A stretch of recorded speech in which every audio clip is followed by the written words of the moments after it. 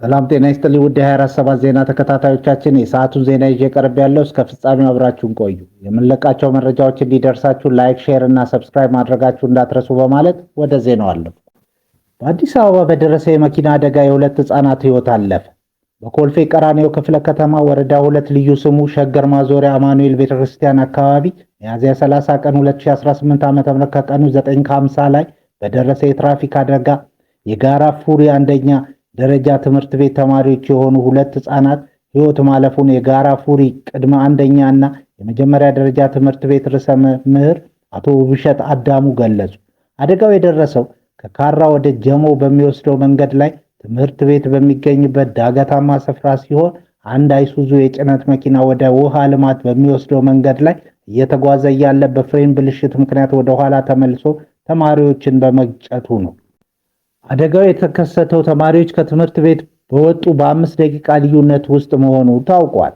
በዚህ አሳዛኝ አደጋ ህይወታቸው ያለፈው መሱድ ነጃና አብዱል ሐፊዝ አንዋር የተባሉ የአንደኛና የሁለተኛ ክፍል ተማሪዎች ሲሆኑ ሁለቱም ህፃናት በደረሰባቸው ከባድ ጉዳት ወዲያውኑ ህይወታቸው ሊያልፍ ችሏል። ህፃናቱን የገጨው አሽከርካሪ ለፖሊስ እጁን የሰጠ መሆኑን ተረጋግጧል።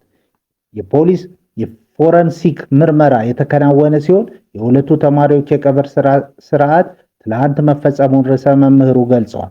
አቶ ውብሸት ባጋጠመው አደጋ የተሰማቸውን ሐዘን በመግለጽ በአደጋው ልጆቻቸውን ላጡ ቤተሰቦችና ለትምህርት ቤቱ ማህበረሰብ አባላት መጽናናትን ተመኝተዋል።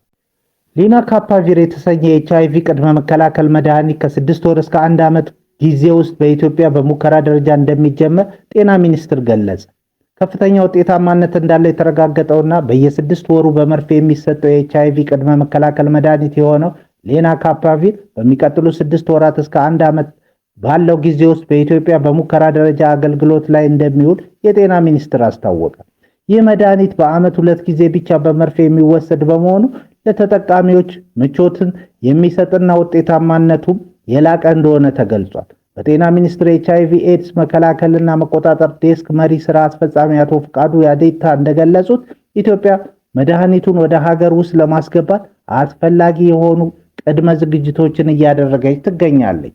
አቶ ፍቃዱ ስለ መድኃኒቱ ውጤታማነት ሲናገሩ ሊናካፓቪር በዓለም ደረጃ ውጤታማነቱን ከፍተኛ ሆኖ ተገኝቷል። በየ6 ወሩ በመርፌ የሚሰጥ ሆኖ በዓመት 2 ጊዜ የሚወሰድ ሲሆን የቅድመ መጋለጥ መከላከል ላይ በጣም ውጤታማ ነው። ስለዚህ በይበልጥ ተጋላጭ የሆኑ የህብረተሰብ ክፍሎች ይህንን መውሰድ ከቻሉ በጣም ተስፋ ሰጪ ነው ብለዋል። መድኃኒቱ ወደ ሀገር ውስጥ የሚገባበትን ጊዜ በተመለከተ አንድ ጥያቄ አቅርበን የመግዛት ሂደት የግዢ ስርዓት ርዝመትና የሙከራ ጊዜ ነው የሚፈጀው። ከ6 ወር እስከ 1 ዓመት ባለው ጊዜ ውስጥ ሊናካፓቪር ወደ ኢትዮጵያ መጥቶ በሙከራ ደረጃ ይጀምራል ሲሉ አቶ ፍቃዱ አረጋግጠዋል። መድኃኒቱ ምንም እንኳን ዋጋው ውድ ቢሆንም ኢትዮጵያ እንደ ግሎባል ፈንድ ካሉ ዓለም አቀፍ አጋር ድርጅቶች ጋር በመነጋገር በድጋፍ ለማስገባት ጥረት እያደረገች መሆኑ ተገልጿል። ሆኖም ግን እንደ አስፈላጊነቱ መንግስት ራሱ መድኃኒቱን ገዝቶ ሊያቀርብ የሚችልባቸው እድሎችም እንዳሉ አቶ ፈቃዱ አመልክተዋል። እንደ ዴስክ ኃላፊው መረጃ የሊናካፓቪር መድኃኒት በተለይም ለቫይረሱ ተጋላጭ ለሆኑ የህብረተሰብ ክፍሎች የሚሰጥ ሲሆን በዓለም ዙሪያ ካሉ ማናቸውም የቅድመ መጋለጥ መከላከያ ዘዴዎች የተሻለ ፈዋሽነትና አስተማማኝነት እንዳለው ተረጋግጧል። ጎረቤት ሀገር ኬንያ ከግሎባል ፈንድ ጋር ባደረገችው ስምምነት መሰረት የመጀመሪያውን ዙር 21,000 የመድኃኒት መጠን መረከቧን ተገልጿል። በሌላ ዜና የአሜሪካው ፕሬዝዳንት ዶናልድ ትራምፕ በመንግስት እጅ የሚገኙና ከምድር ውጭ ያሉ ህይወት ያላቸው ፍጥረታትን እንዲሁም ያልታወቁ በራሪ አካላት ኡፎ ጋር የተያያዙ ሚስጥራዊ ፋይሎች ለህዝብ ይፋ እንዲሆኑ ትዕዛዝ በሰጡት መሰረት ትላንት ይፋ ተደረጉ። መረጃው በአገሪቱ የመከላከያ ሚኒስቴር በኩል በwar.gov/ufo በሚል አድራሻ ነው ይፋ የተደረገው። በዚህ ድረገጽ በሚስጥር ተይዘው የነበሩ የኡፎ ወይም ዋፕ መረጃዎች ተካተውበታል። ለመጀመሪያ ጊዜ ለህዝብ ይፋ የሆኑ ቪዲዮዎች፣ ፎቶግራፎች እና በአሜሪካ መንግስት የተሰበሰቡ ሰነዶች ይገኙበታል። እንደ አውሮፓ አቆጣጠር በ1965 በተካሄደው ጄሚኒ 7 የህዋ ተልእኮ ላይ ጠፈርተኛው ፍራንክ ቦማን ከቁጥጥር ማዕከሉ ጋር ያደረገው የድምጽ ንግግር በሰነዱ ተካቷል። በዚህ ንግግር ላይ በትሪሊዮኖች የሚቆጠሩ ጥቃቅን ቅንጣቶች በመንኮራኩሩ ግራ በኩል መመልከቱን ገልጾ ነበር። የአሜሪካ የጦር አውሮፕላኖች በመካከለኛው ምስራቅ በተለይም በኢራቅና ሶሪያ ላይ ሲበሩ የቀረጻቸው የቪዲዮ ምስሎች ይፋ ሆነዋል።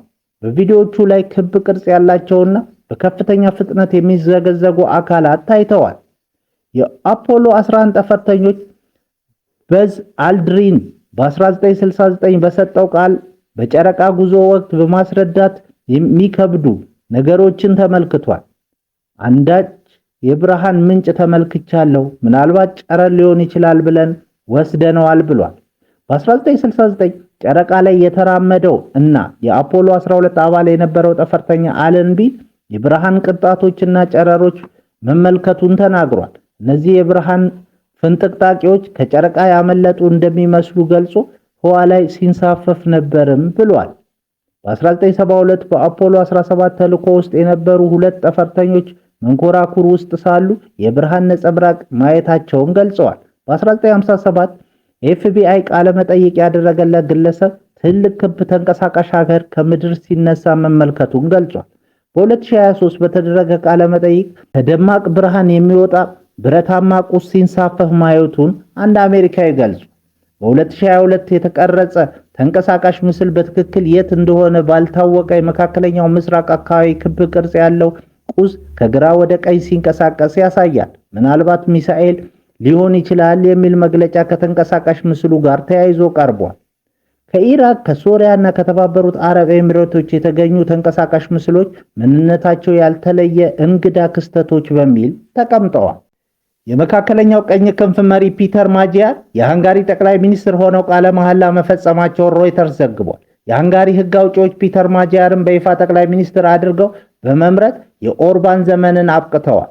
ባለፈው ወር የተካሄደውን ምርጫ ተከትሎ አውሮፓውያን ደጋፊ የሆኑት ወግ አጥባቂው ፒተር ማጂያር በሃንጋሪ ሕግ አውጪዎች ፊት የአገሪቱ አዲስ ጠቅላይ ሚኒስትር ሆነው ቃለ መሐላ ፈጽመዋል። ይህም የቪክቶር ኦርባንን የ16 ዓመታት አገዛዝ አቆሟል። ፓርላማው በአዲሱ የፓርላማ የመጀመሪያ ስብሰባ ላይ ማጂያርን በ140 የድጋፍ በ54 የተቃውሞና በአንድ ድምፅ ተአቅቦ በይፋ መርጦታል። ክቡራን አድማጮቻችን ለሰዓቱ ያልናቸው ዜናዎች በዚህ እናበቃለን።